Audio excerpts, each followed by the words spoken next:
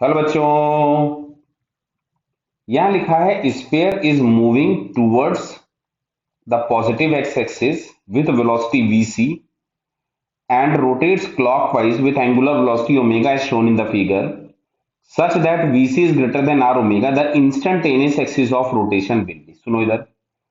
सबसे पहले तो बात समझ लो, जो भी एक्सिस ऑफ रोटेशन होगी, चाहे वो परमानेंट एक्सिस ऑफ रोटेशन हो, चाहे, समझ में आ रहा, चाहे वो परमानेंट एक्सिस ऑफ रोटेशन हो, चाहे वो इंस्टेंटेनियस एक्सिस ऑफ रोटेशन हो, उस पॉइंट के अबाउट सारे, उस एक्सिस या उस पॉइंट के अबाउट सारे के सारे पॉइंट्स के एंगुलर वेलोसिटी सेम होगी। दूसरा, उस पर्टिकुलर पॉइंट की वेलोसिटी जीरो होगी।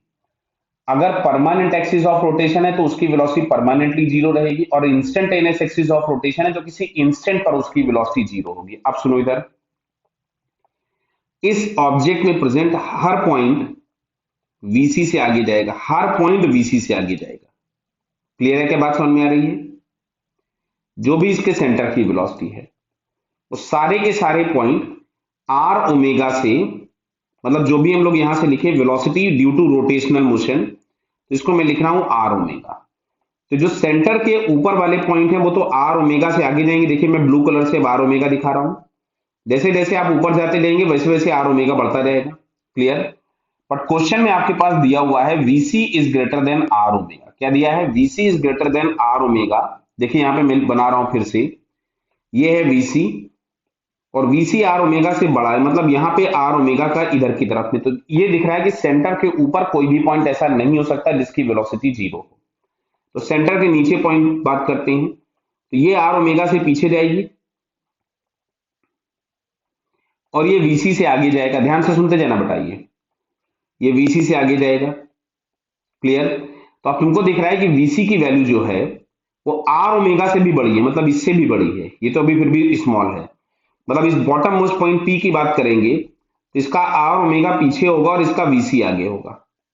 और अभी भी वीसी बड़ा है, अभी भी वीसी बड़ा है, मतलब पॉइंट पी जो होगा वो अल्टीमेटली आगे की तरफ में मूव कर रहा होगा। क्लियर हो रहा है? यानी इसके अंदर कोई भी ऐसा पॉइंट, डिस्क के अंदर कोई भी ऐसा पॉइंट एग्जिस्ट नहीं कर पा रहा है जिसकी इंस्टेंटेनियस वेलोसिटी जीरो हो जाए।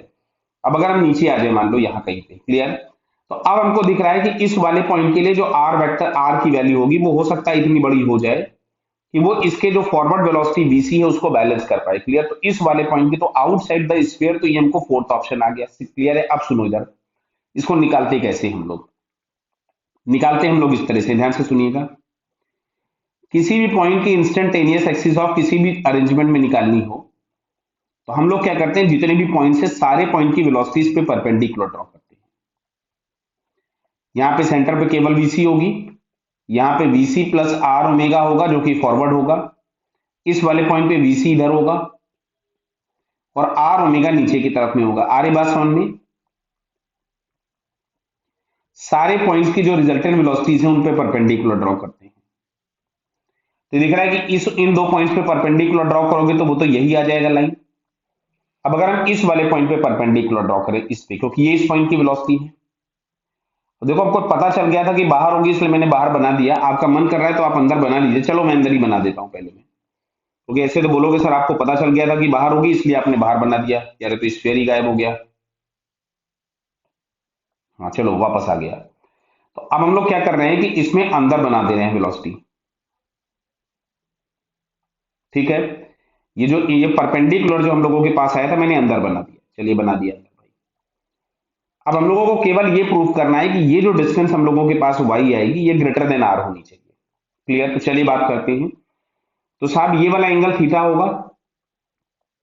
ये एक काम करो, इसको थीटा ले लो। चलो इसको थीटा ले लिया हम लोगों ने। ये अगर थीटा होगा कितना एंगल, केवल ये वाला, इसको मैं ब्लू कलर से बना दे रहा हूं, केवल ये वाला एंगल थीटा होगा तो ये एंगल 90 माइनस थीटा हो जाएगा, तो ये एंगल वापस थीटा हो गया। क्लियर है? इस वाले ट्रायंगल में से अगर मैं टेन थीटा लिखूं तो tan theta is equals to हम लोग लिखेंगे परपेंडिकुलर अपॉन बेस। तो परपेंडिकुलर था वीसी अपॉन बेस था आर ओमेगा, और वीसी अगर आर ओमेगा से बड़ा है तो ये फैक्टर वन से बड़ा होगा। यस और नो? क्योंकि वीसी बड़ा है। अब अच्छा सुनो, इस अंदर वाले ट्रायंगल से जिसमें मैं तीन डॉट्स लगा रहा हूं, मैं यहां से लिखता हूं tan theta.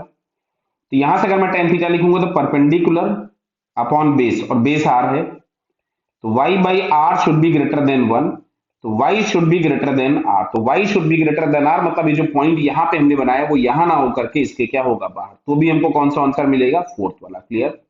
So fourth answer is correct. Clear बेटा? Okay, all the best.